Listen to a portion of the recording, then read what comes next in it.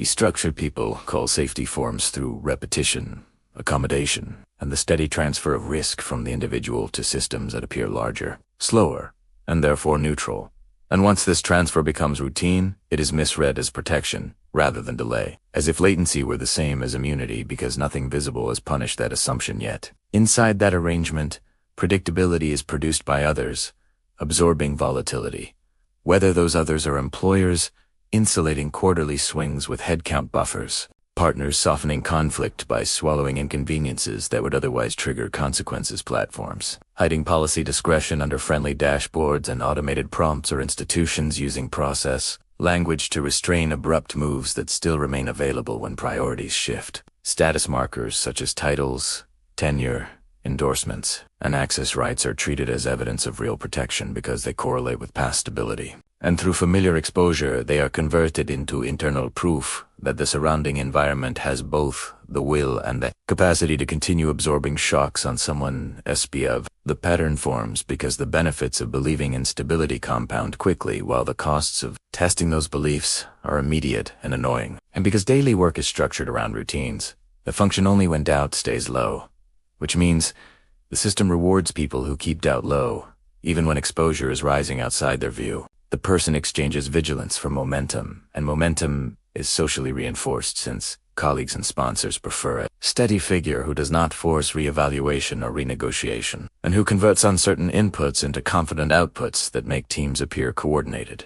which lowers attention to underlying dependencies that are neither diversified nor controlled. As commitments accumulate and are fulfilled without interruption, memory compresses the near misses into stories of competence and preparation, and the gap between risk taken and loss avoided is attributed to personal quality rather than timing or external coverage, which strengthens identification with the role of the safe person within a safe structure. The perception feels justified at the moment because most signals inside the pattern are built to soothe, including corporate phrases designed to imply continuity without offering guarantees, routine meetings that recycle familiar talking points that imply ongoing inclusion, and metrics framed as manageable variants that keep anxiety within polite boundaries. And it all looks like confirmation that expectations align. People come to believe that fairness lives in the process because the process has used polite language while enforcing it, so they assume the same tone will continue to restrain outcomes even when circumstances change direction, and they mistake tone management for constraint on power. Silence is read as assent,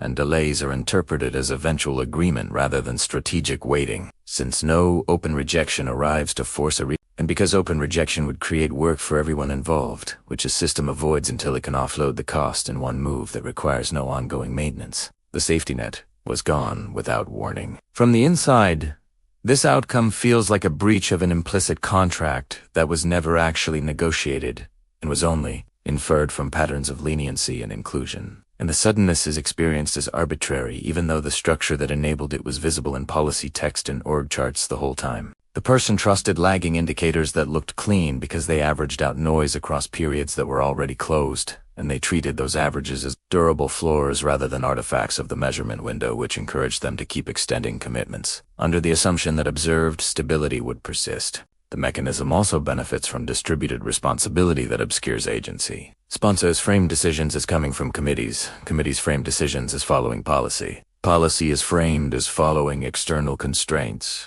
and at each step accountability diffuses, making it difficult to detect where judgment actually resides, so it is easier to assume that no one will make a sharp move because no one seems to own the knife. What feels like consensus is often just coordinated avoidance of cost, and as long as an individual keeps providing outputs that cover others' risk, those others do not test alternatives, which looks like loyalty from the inside and is therefore mistaken for protection that will reciprocate when needed. The absence of blowback for small misses late, delivery for given soft quarter, mitigated social slip, ignored gets converted into a belief that the same system will buffer large misses, while in reality, the threshold at which buffering stops is unknown, and it is usually lower than the person assumes, because buffers are rationed across portfolios that are rebalanced without notice. They lost the room they thought they held. The indicators that would have shown fragility looked like noise at the time.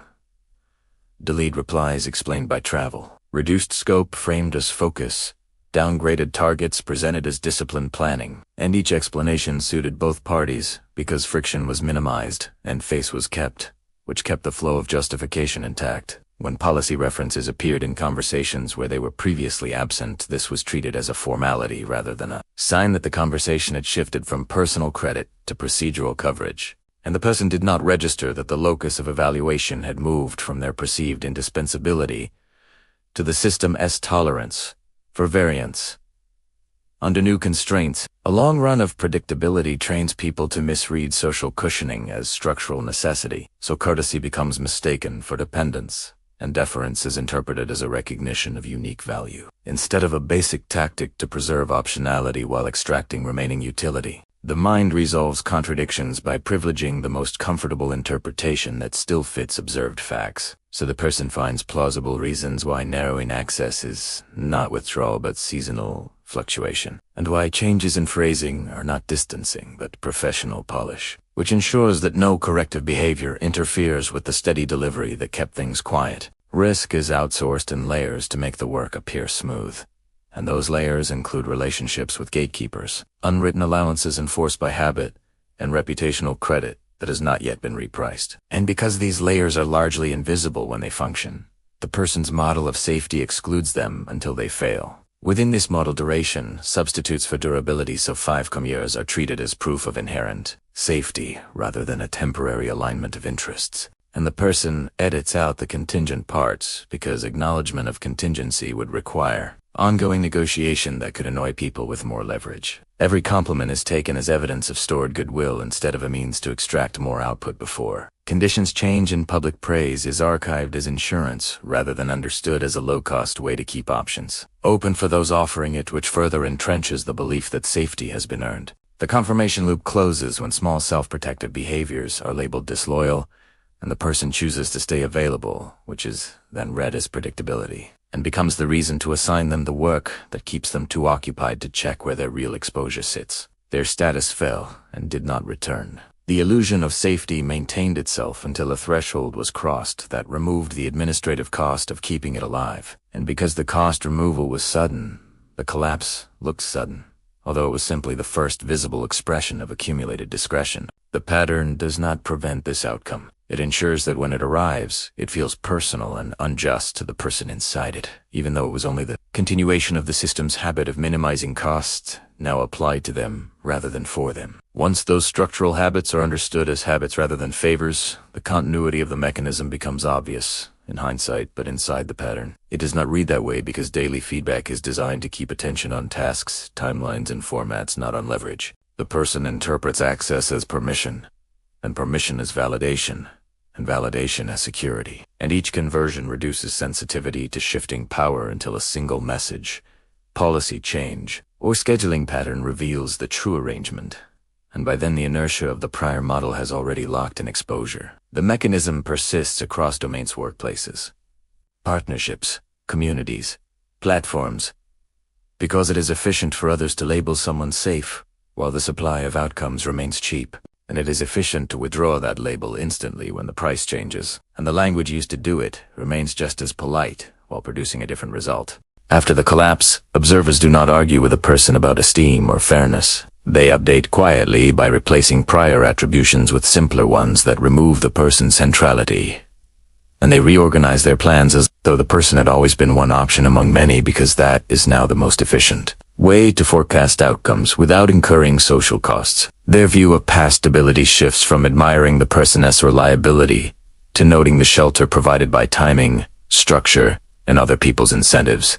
And this reinterpretation settles without announcement, since no one gains by explaining it to the subject, and everyone gains by aligning swiftly with the new pattern to avoid carrying dead stories into new transactions. The role that once looked like an anchor becomes a placeholder that can be filled by anyone who carries similar surface credentials without the baggage of recent loss, and the market of observers acts accordingly by moving attention away, leaving the person to discover the shift through absence rather than through warning. Access dried up across every channel. People who once forwarded introductions now delay and then forget, because introducing a recently delayed figure is a reputational risk that sponsors decline when safer choices are abundant, and because the cost of saying no directly is higher than the cost of doing nothing until the request dies on its own. Prior advocates shrink their language to neutral phrases that cannot be quoted as endorsements, and they move conversations to contexts where the person cannot join without invitation, which keeps the social ledger clean for those who stayed inside the unbroken zone. The reallocation of leverage is administrative rather than theatrical. Decision-makers adjust budgets,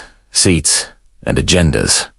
By removing the person from consideration, wherever their inclusion no longer reduces risk, and the slots open up for whoever has not triggered a reevaluation of safety, and those adjustments are done by routine emails and calendar edits that leave no public narrative to dispute. No one needs to confront the person when they can instead alter routing rules so that requests never reach the new gatekeepers, and over time the person receives fewer opportunities to contest anything because the venues available to them no longer host those decisions. Authority migrates to those whose presence still lowers coordination costs, and because the person now raises those costs by dragging risk into conversations, even neutral colleagues avoid them, and the avoidance reads as a scheduling conflict because no one needs to call it what it is. Their leverage was gone and stayed gone. What used to be taken as a given priority access, prompt replies, discretionary favors becomes conditional again, with conditions set elsewhere and applied without exception. And the person learns this through repeated interactions that look like minor slights, but function as new rules that do not bend. The prior image of indispensability is replaced by the more efficient belief that no single contributor is irreplaceable, and when that belief spreads, it does not return to the old setting, even if the person insists that nothing material changed about their abilities. Observers revise the story they tell about competence, attributing prior wins to favorable context that is now gone, which allows them to keep believing in a stable world that rewards alignment, and disbelieving in a world where any person could demand accommodation after losing their shield, because believing that would force them to consider their own exposure. Praise that once emphasized character gets reframed as gratitude for circumstances, which places distance between the person's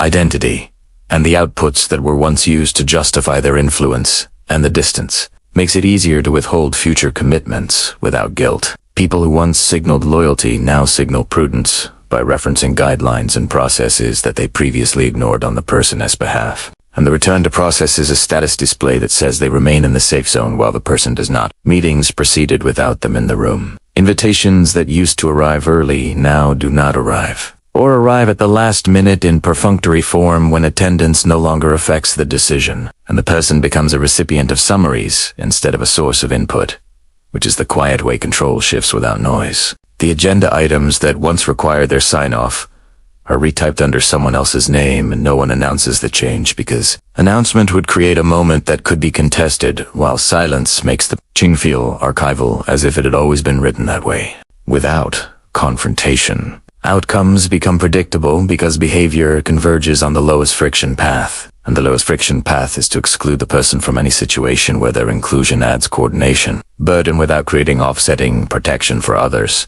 And this pattern repeats until it forms the new normal.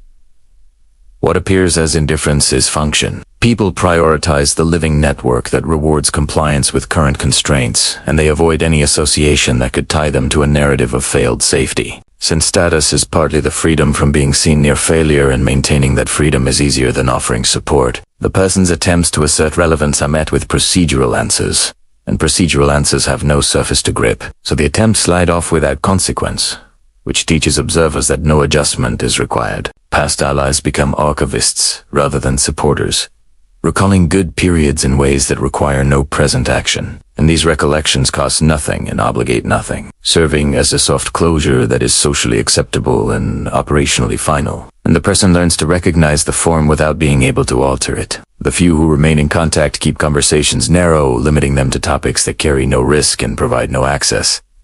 And this narrow channel allows them to claim continuity, while delivering none of the leverage that continuity used to entail. In public, people act as if the person is still welcome, because performing exclusion violates norms. But in private, the routing rules continue to exclude, and the difference between performance and routing is where status now lives. The room that once bent around the person's presence no longer bends, and when they speak, the response is polite and then redirected to the current focus because centrality is no longer efficient to award them, and because every minute spent recentering them is a minute that could invite scrutiny on those who choose to do so. Outcomes follow this line. Fewer resources assign narrower scopes. offered shorter timelines given without flexibility, and each acceptance of these terms confirms to observers that the repricing was correct, since the person is willing to operate inside the new definition and therefore does not scare anyone into expanding it. Over time, the person's calendar fills with activity that signals effort but not influence, which is how systems mark those who produce work that others will use without credit and without dependence. Attempts to reverse the reinterpretation meet the same silent reallocation that caused it, because the social majority is already committed to the efficient belief that stability returns when failed safety is quarantined, and maintaining that belief requires leaving the person outside the perimeter of decisions that matter. The compounding effect is straightforward and impersonal. As their visible wins decline in relevance, fewer people can afford to be seen betting on them. And as fewer people bet on them, opportunities that could generate visible wins are never offered, which keeps the loop closed without any need for malice or confrontation. The person becomes an example that observers use to calibrate their own behavior away from similar exposures, and this function fixes the person's position, because moving them would introduce doubt into the calibration. And the system dislikes doubt more than it dislikes quiet loss. No advice is offered, because advice would imply obligation, and no formal judgment is recorded, because formal judgments can be appealed.